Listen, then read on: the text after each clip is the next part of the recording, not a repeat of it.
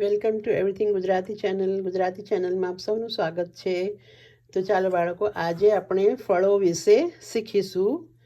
અને ઘણા બધા ફળ હોય છે, એટલે આપણે બે પાર્ટમાં શીખીશું. તો આ છે ફ્રૂટ્સનો ભાગ પહેલો. સૌથી પહેલાં તમને ઉપર શું દેખાય છે? આ રેડવાળું સફરજનનો કલર લાલ હોય છે યા થોડોક એવો પિંક હોય છે. તો સફરજન એટલે એપલ.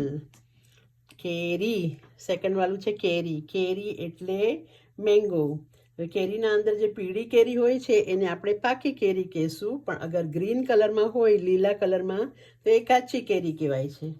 આ છે દાડમ એટલે પોમોગ્રેનેટ. દાડમના અંદર સુંદર લાલ લાલ દાણા હોય છે અને ખૂબ જ મીઠું હોય છે.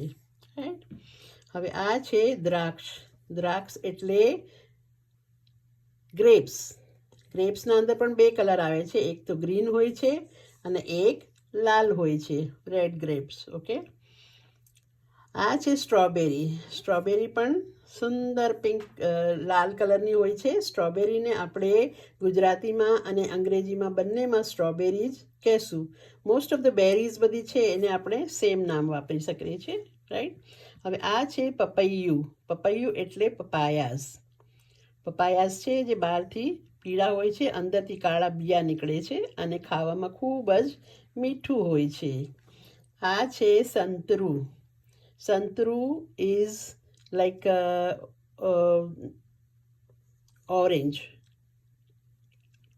ઓરેન્જને અંદર બે ઓલા હોય છે, એક તો મોસંબી પણ કહેવાય છે અને સંતરું is like Clementine, right.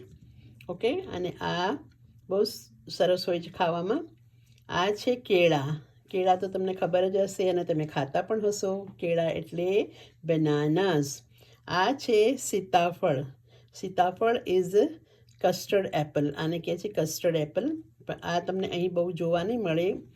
India અને પાકિસ્તાનમાં ને એ જગા પર બહુ જોવા મળે છે અને બહુ સુંદર મીઠા હોય છે અંદરથી, વિથ વ્હાઇટ એન્ડ કાળા બિયા સાથે. આ છે મોસંબીને આપણે નારંગી પણ કહેશું, અને મોસંબી ઇઝ અ નારંગી એન્ડ ઓરેન્જીસ કહેશું. આ છે બોર. આ નાના બોર હોય છે જેના અંદર ઠળિયા હોય છે. અને આ છે ચીકુ અંદરથી બ્રાઉન કલરનું હોય છે, બહારથી પણ બ્રાઉન કલરનું હોય છે, અને જ્યારે પાકું હોય છે ત્યારે ખૂબ જ મીઠું લાગે છે. અને ચીકુને આપણે કહેશું સપોટા. તો આ હતા અમુક ફ્રૂટ. તો નેક્સ્ટ વિડીયોમાં આપણે બીજા ફ્રૂટ વિશે શીખીશું. ફરી મળ્યા.